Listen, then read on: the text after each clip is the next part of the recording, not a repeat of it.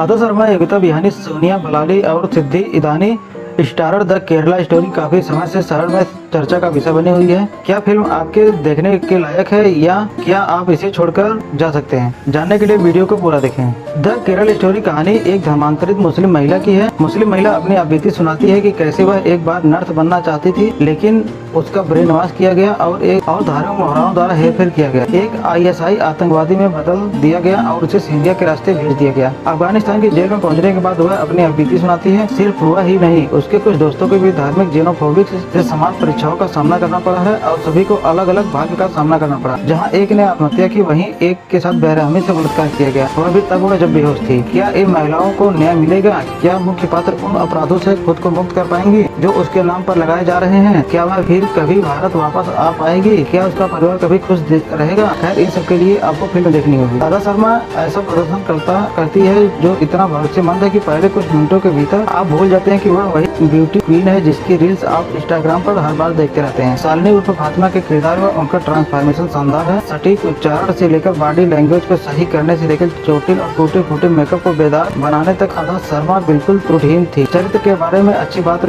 यह है कि उन्होंने एक युवा लड़की की बारीकियों को कितनी अच्छी तरह से आत्मसात किया, जो दुनिया के बारे में बहुत भोली होने के कारण कार्य से बाहर निकली और धीरे धीरे लगातार कैसे आतंकवादी बनने के लिए उसका परिणाम किया गया। आदर्श शर्मा स्क्रीन पर जो परिवर्तन लाती है वह सूक्ष्म लेकिन प्रभावशाली है। उसके पूछताछ के दृश्य के दौरान भी आप देख सकते हैं कि उसके चरित्र ने अपने निहित साहस और मासूमियत को नहीं खोया है। जहां एक और आप आदर्श शर्मा के किरदार को पसंद करेंगे, वहीं आप सोनिया बलानी से पूरी तरह नफरत करेंगे। और यह एक अभिनेता के लिए बड़ी उपलब्धि है। वह समूह में मुस्लिम लड़की का किरदार निभाती है जो अपने रूममेट्स का ब्रेन वॉश करने की कोशिश कर रही है। सीधे चेहरे के साथ और किसी के लिए बिल्कुल भी भावनाओं को प्रदर्शित नहीं करते हुए वह एक ऐसे चरित्र को चित्रित करने में कामयाब होती है जिसे फिल्म देखने वाला कोई भी व्यक्ति निश्चित रूप से नफरत करना शुरू कर देगा। जिस तरह से वह रोजमर्रा की बातचीत में इस्लाम के उपदेशों को बीच बीच में डालती है या दूसरे धर्मों और उनके देवी देवताओं के बारे में गलत बातें करने की कोशिश करती है, एक दर्शक के रूप में आपको गुस्सा दिलाती है। वह एक आदर्श खलनायक है और उसकी चिकनी चुपड़ी बातें ही आपको चरित्र के खिलाफ जुझारू बनाने में मदद करती है। पर्दे पर बहुत अच्छा चित्रण किया गया है। योगिता बिहानी और सिद्धि ईरानी के पास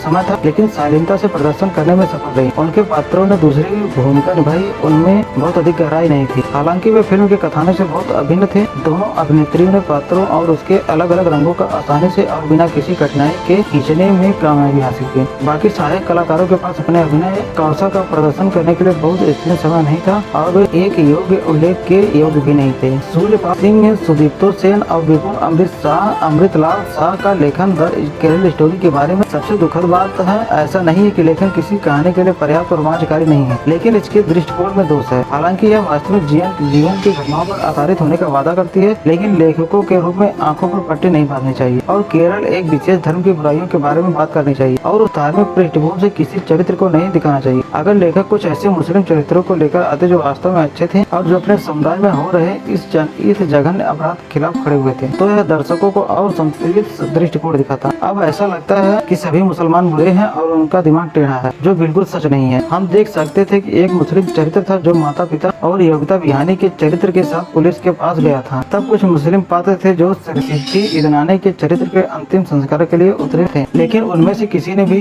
कभी पीड़ित परिवारों के प्रति सहानुभूति का एक भी संवाद नहीं किया या यहाँ तक कि खड़े होकर इस जघन्य गतिविधियों के बारे में पुलिस से भी नहीं बात की। सुदीप्तो सेन के निर्देशन ने एक ऐसी कहानी में रोमांच की भावना ला दी जिसे लोग सोचते थे कि यह सिर्फ एक वास्तविक जीवन का नाटक है। आदर्श शर्मा का किरदार जिस तरह से ब्रेन वॉश करने के अलग अलग चरणों से गुजरता है, कैद से कैसे भागता है, पुलिस को घटनाओं के बारे में कैसे बताता है, सब कुछ इतना रोमांचकारी था कि देखने में ऐसा लगता है जैसे आप बैठे हों और आपकी सीटों के किनारे ऐसा हो रहा है। सुदीप्तो सेन का निर्देशन उस पहलू को बखूबी लाने में कामयाब रहा। साथ ही फिल्म को फिल्म सेट के बजाय वास्तविक स्थानों पर शूट करने के लिए निर्णय ने कहानी को और भी खूबसूरती से सामने लाया। प्रशांतनु महापात्र की छायांकन प्रशंसा की योग्य थी। जिस तरह से उन्होंने मध्य पूर्व के विदेशी स्थानों के साथ साथ ओवरहेड ड्रोन शॉट का इस्तेमाल किया, उसने कहानी को जीवंत बना दिया। वह उन शॉट को बहुत ही हॉलीवुड टच देने में कामयाब रहे और उन दृश्यों को देखकर आपको एक मिनट के लिए भी नहीं लगेगा कि यह बॉलीवुड फिल्म है और कुछ ऐसा नहीं जो पश्चिम से आ रही है। संजय शर्मा का संपादन सभ्य था। वह प्रत्येक समय रेखा में क्या होने वाला था इस पर दर्शकों को बांधे रखते हुए कहानी को आगे पीछे करने में कामयाब रहे। साथ ही इतनी बड़ी नैरेटिव को महज 2.5 घंटे के अंदर रखना भी काबिल तारीफ का काम था। वीरेश श्रीवत्सा और विशाख चौथी का संगीत और बैकग्राउंड स्कोर अच्छा है, जबकि बीजीएम आपको आवश्यक ठंडक देता है। रोमांटिक बीट्स में कहानी के बीच में कुछ गीतों का उपयोग बस इतना उचित नहीं लगा, वो भी जब तब गाने अपने आप में उतने यादगार नहीं थे। केरल स्टोरी इस बारे में एक शानदार गाइड है, जब कोई आपका ब्रेनवॉश कर रहा तो क्या नहीं करना चाहिए, खास तौर पर घर से कारले जाने वाली युवा लड़कियों और लड़कों के लिए। हालांकि लेखकों को पूरे समुदाय को खलनायक के रूप में नहीं दिखाना चाहिए था, बल्कि उन्हें और भी संतुलित रूप लिखना चाहिए था, ताकि हकीकत में हुए तथ्यों को पेश किया जा सके और यह भी दिखाया जा सके कि उस समुदाय के सभी लोग बुरे नहीं हैं। एक व्यापक दृष्टिकोण जमीनी हकीकत को और अधिक स्पष्ट रूप से सामने लाता और फिल्म को एक प्रचार फिल्म होने के बारे में लोगों की धारणा को भी दूर कर देता। राजनीति को एक तरफ छोड़ दे तो फिल्म की तरह अदा शर्मा शानदार है और ऐसा ही सुदीप्त सेन का निर्देशन है। यह रोमांचकारी है और वास्तव में एक अच्छी वन टाइम वॉच है। अगर दोस्तों वीडियो आपको पसंद आई है तो वीडियो को लाइक करें और चैनल पर आप नए हो तो चैनल को सब्सक्राइब कर लीजिए।